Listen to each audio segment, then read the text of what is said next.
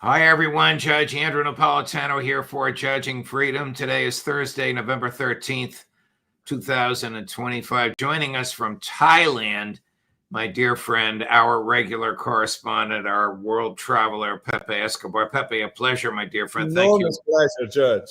I know it's not your usual day or usual time. I guess you don't even have a usual day and a usual time with your schedule. No. But thank you for accommodating us. Before we get to President Trump's blind spots about Asia, I must ask you about the international reaction to this latest monstrosity in Israel. How does the international community, as you see it, officials, elites, ordinary people, react to the defense by the Netanyahu regime of videos of prison rape, defending behavior which is otherwise universally condemned and utterly reprehensible? Well, it's no news in Europe. In Latin America, because there's a lot of focus on possibility of an American adventure in South America in the near future. The attention in Brazil is focused on the COP30, which for the moment is a bunch of speeches. And here in Asia, wow, Gaza and Palestine all across Asia is very, very distant. Young public opinion among young people, like in South Korea, in Japan, in China, is very much mobilized pro-Gaza everywhere. But obviously, in mainstream media, you don't read about it anywhere. In the major papers all across Asia, for instance, you don't read about it. So obviously, the Zionist axis, they can count on getting this kind of horrors getting lost in the news cycle. Wow. Which usually happens, unfortunately. How can a country, one last question on this, how can a country like Israel expect to be a respected member of the international community when its government perpetrates a policy like this that, as far as I know, no government on the planet perpetrates or tolerates? Well, we cannot call this a nation state, a serious nation state. It's basically a death cult. That's how I call them. With no borders, by the way, and no limits, and self-entitled enough, assuming that they can get away with virtually anything, because, of course, they have the very, very powerful international Zionist axis protecting this setup in Tel Aviv. That's why they can literally get away with anything. Can you imagine if any other nation state on earth was perpetrating rolling genocide like they have been doing for the past over 2 years? You know the reaction, how it would be. Right. But they're the only one on the planet that can actually get away with it. That's why it's so horrifying and out of proportion. Were the so-called Abraham Accords a scam?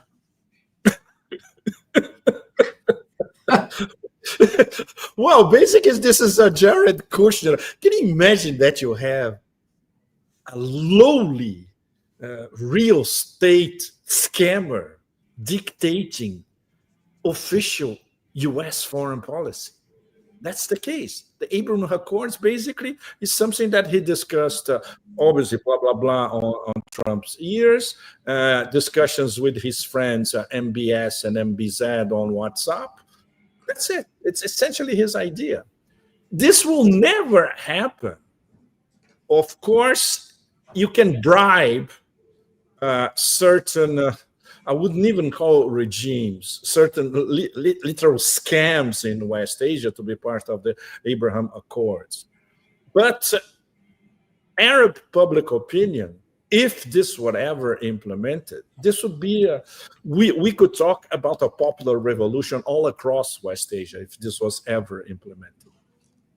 What is the core? We'll get to the Trump's blind spot on Asia in a minute, but what is the core part of the Abraham Accords, which, if implemented, would cause resistance to rise up? The recognition of a criminal apartheid gaggle, as a legitimate state? Absolutely, Judge. And normalizing Israel post-genocide, normalizing basically the extermination of Palestine, preventing forever sovereign Palestinian state, and of course, extending the tentacles of Israel all across West Asia. Well, Syria, the visit of the former head shopper to Trump. By the way, did Trump get the $10 million reward for capturing Giuliani? No, but he's about to apply for it at the Justice Department. So the visit of the head shopper was to receive the marching orders about Israel. He has to, whatever he does in Syria, first order of business is to normalize and accept what Israel is doing, whatever Israel is doing or will do. And the United States is going to build a military base right outside of Damascus. Which will be owned by the Syrians, operated by the Americans, and used by the Israelis. Well, we can say for sure that the majority of public opinion in Syria, even the ones who are giving the benefit of the doubt to this fake government at the moment, with a former ISIS Al-Qaeda guy, they will never accept that.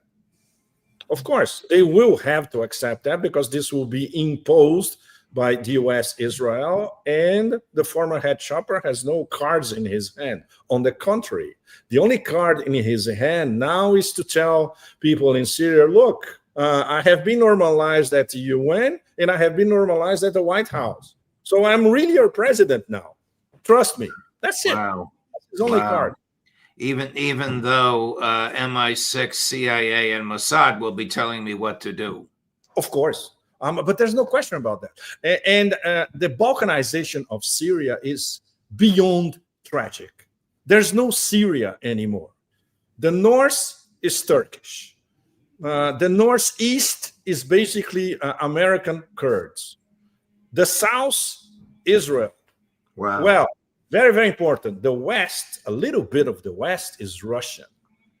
Wow. So that's the interesting part. Does Russia still have a naval base there? Of course. And don't forget that the former head shopper, he's not as dumb as we think. He first met in person with Putin. Yes. Then he met in person with Trump. So Putin obviously told him, look, we keep Tartus and Hmymin. We may even have another base if we decide to, and that's it. And then we can more or less support you if you don't do anything stupid. This is what was discussed in Moscow.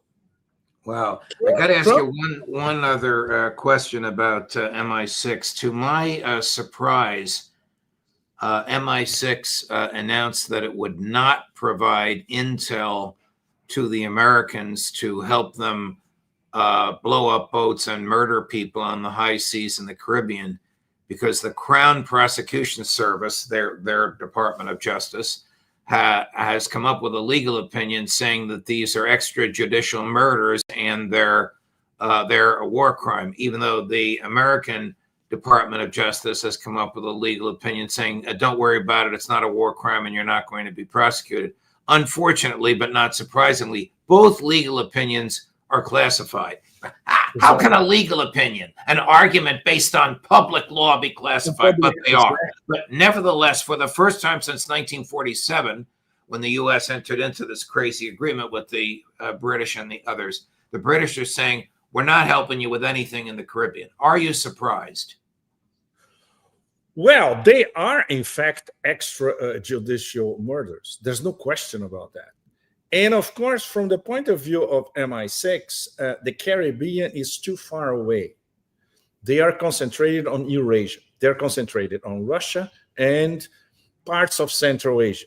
for instance, what kind of destabilization efforts they can conduct in Tajikistan, in Kyrgyzstan, even in parts of Xinjiang still. That's why Chinese intel is so focused on Xinjiang. And of course, their own extrajudicial murders in Russia.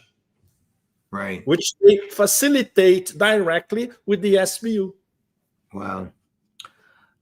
President Trump has been boasting that poor countries like Kazakhstan are going to invest. Kazakhstan is not poor. Well, do they have the billions to invest in the United States that Trump has boasted about? It was not Kazakhstan, Judge. It was Uzbekistan. No, and the answer to your question is Uzbekistan doesn't have that kind of money, period. Absolutely impossible. Kazakhstan would, because Kazakhstan is oil rich. And of course, everybody is investing in the Kazakh energy industry. Americans, Europeans, Russians, Chinese, etc. But Kazakhstan is the most interesting factor, Judge, after that famous dinner at the White House, Trump and the 5 leaders of the 5 Central Asian states. Do you know what happened 2 days later? Tokayev, what happened? The president of Kazakhstan, he established a strategic partnership with Russia. Oh, so, but wait, let me get this straight. The president of Kazakhstan has dinner with the president of the United States in the White House, and 2 days later establishes a strategic partnership with the Russian Federation. You can't make this up. No, you cannot make this up, but it's totally predictable. Why? First of all, Kazakhstan is a member, is a partner of BRICS. Very important. Kazakhstan is a full member of the Shanghai Cooperation Organization. Russia and China, the most important members. Kazakhstan is a member of the Eurasia Economic Union. They're the second most powerful in the Eurasia Economic Union after Russia. And Kazakhstan is a member of the New Silk Road, of the Belt and Road Initiative with China. So if Trump has any inkling about the geopolitical standing of Kazakhstan and the fact that they, since the previous administration, which we can say the Nazarbayev clan, to put it mildly, diplomatically. And now it's the Tokayev people. They continue to apply what they call multi-vector policy. They look everywhere and they want good relations with everybody. So they will never submit to diktats from the White House. And their most important geopolitical relationship is with Russia. And don't forget, Judge and our audience, who saved Tokayev from a color revolution was 3 years ago, 4 years ago, which started in Kyrgyzstan, crossed the border to Kazakhstan, and almost toppled his government. Vladimir Putin and the Russian military. That's it. What is Trump trying to accomplish by cozying up to the presidents of the stans, as you call them? And which stans were there? Pakistan wasn't there, was it? No, we usually use the term stans for the 5 Central Asians. So Pakistan and Afghanistan. Pakistan is South Asia, and right. Afghanistan is the crossroads of Central Asia and South Asia. But when all of us, mostly independent analysts, when you talk about the Central Asian stands, we mean the 5 ones: Kazakhstan, Uzbekistan, Kyrgyzstan, Tajikistan, and Turkmenistan.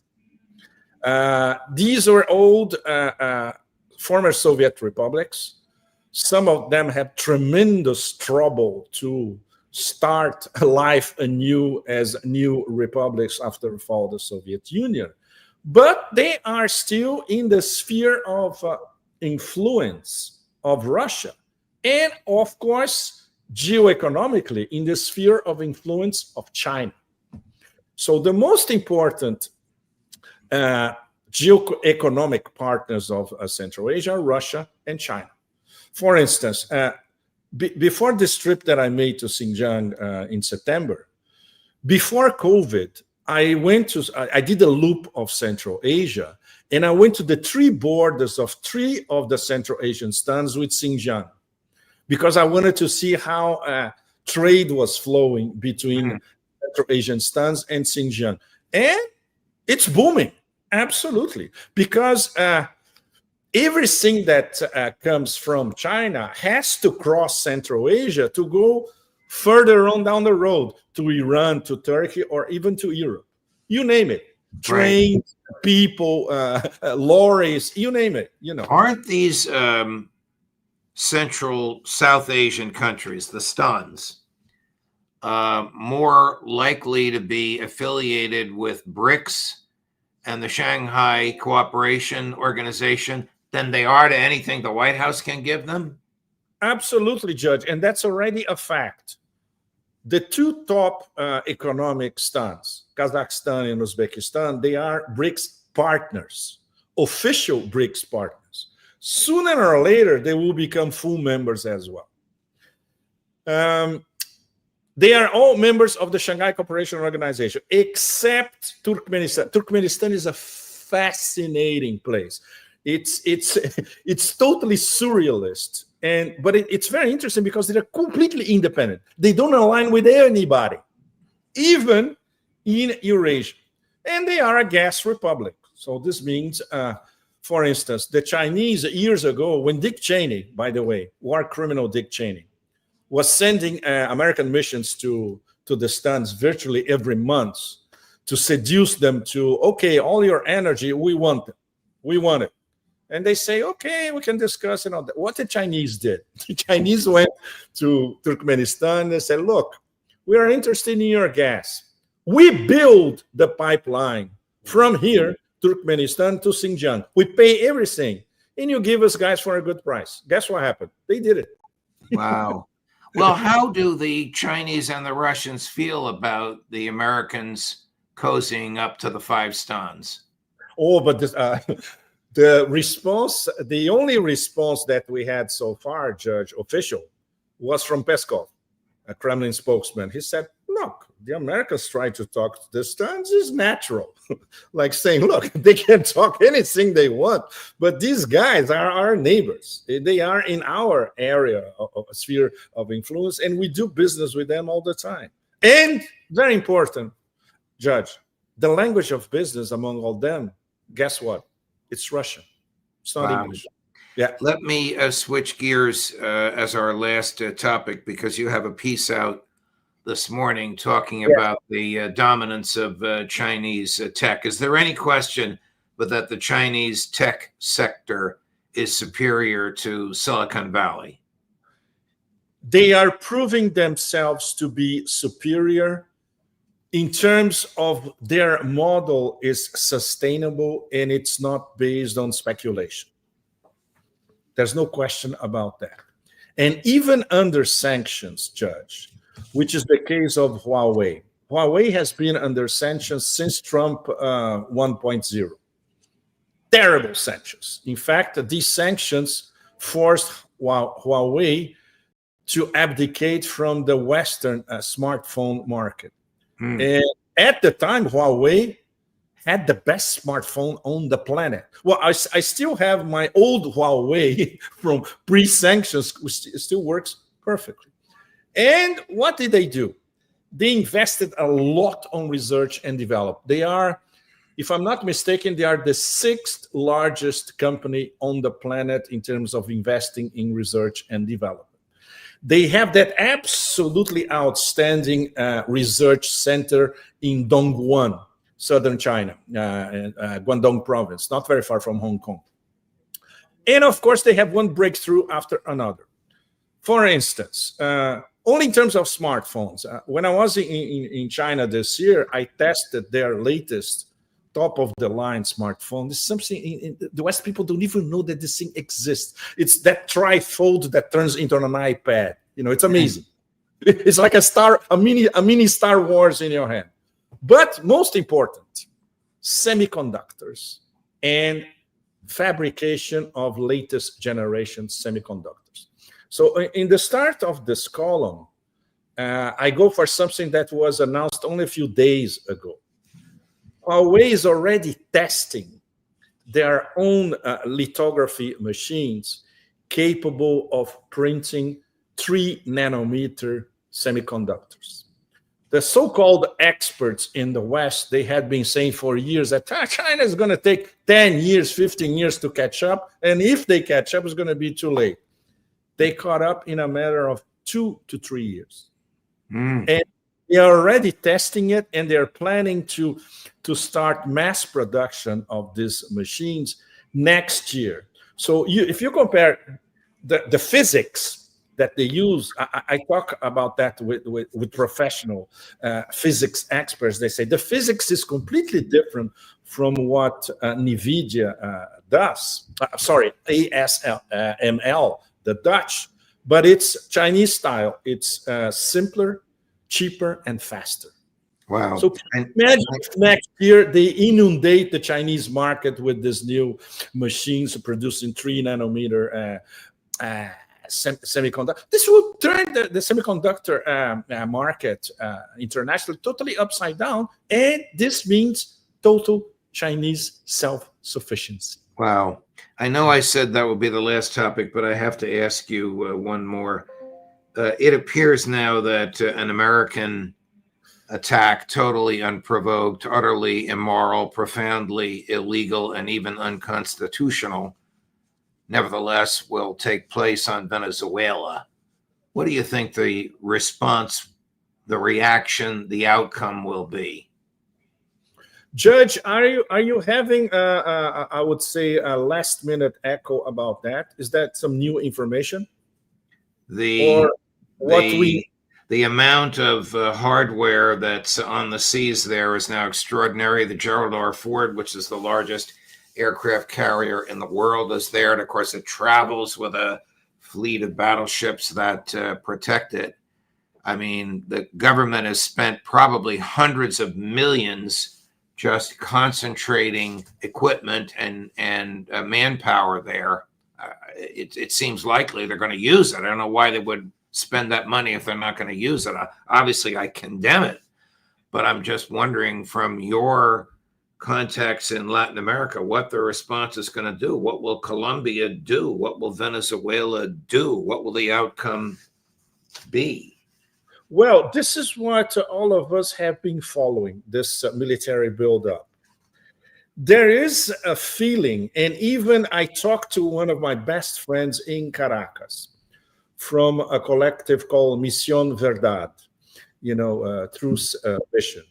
And he said that people, the average Venezuelan, they think, maybe this is too blah, blah, blah. I see Americans, as usual, they're boasting, and everybody's concentrating on their everyday living. It's fascinating. This is he was talking about the Venezuelan street reaction to all that. The government is different. The government, they are completely mobile. They mobilized, if I'm not mistaken, 15 million people?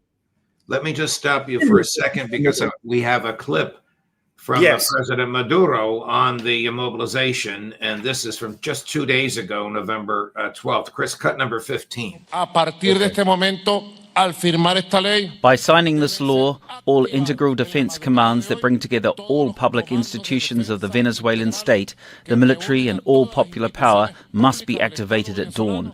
So by signing this, the order must be activated for integral defense commands to be established, structured and put to work in order to be prepared.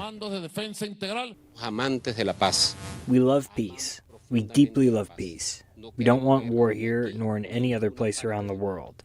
But if they dare to touch Venezuela, they're going to find us in every street. Sounds like they're expecting a land invasion, not just a bombardment from naval forces. No, they are preparing for all scenarios, Judge. We should remember that all these scenarios are on Trump's desk. Land invasion, shock and awe, transferring the Baghdad experience in 2003 to Caracas, Navy SEALs sent to try to kidnap or assassinate Maduro. All these scenarios are on the table. What we heard from some of our Washington friends is that there is a split inside the Beltway about it, because there's absolutely no evidence. Of course, there's no evidence because Venezuela is not a narco state. First of all, the drugs, they don't come from Venezuela. They come from Colombia and from Mexico. This has nothing to do with Venezuela. So it not only would be a completely unprovoked attack, but based on less than zero evidence. Well, okay, we had less than zero evidence in Iraq in 2003 as well. Right, so right. That's the entire modus Right. operandi. So that is not a concern to the Americans. If the president wants to make this statement, he doesn't care who he kills. It's reprehensible. Well, we'll see what happens. So, Pepe, thank you very much. What a wonderful conversation. Now, next week, I'm going to announce this now. You're going to be in Moscow with our dear friends Alistair Crook and Larry Johnson, and the three of you will be together on Judging Freedom. We don't know exactly when, but we'll make it happen. Are we back? Yes.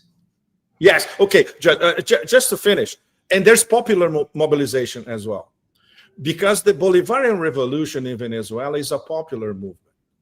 So not only the army is mobilized, but the people everywhere is mobilized. And the Bolivarian Revolution still is immensely popular in all across Venezuela, apart, of course, the comprador elites in Caracas. That's a completely different story. So they are ready for any scenario. Of course, it's not as sophisticated as Iran. We should not remember that Iran now, it's also mobilized and ready for any scenario. Wow. So the United States is going to invade Venezuela and at the same time help the Israelis invade Iran. This from the president of peace. Wow. I think the internet froze for a moment, but what I was saying to thank you is that you're on your way to Mexico. Excuse me, to Moscow. To Moscow.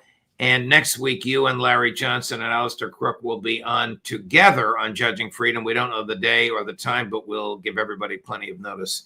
Pepe, thank you, my dear friend. A great conversation. Thank you so much, Judge. Thank you. All the Thanks, best. everybody. Safe travels, my friend.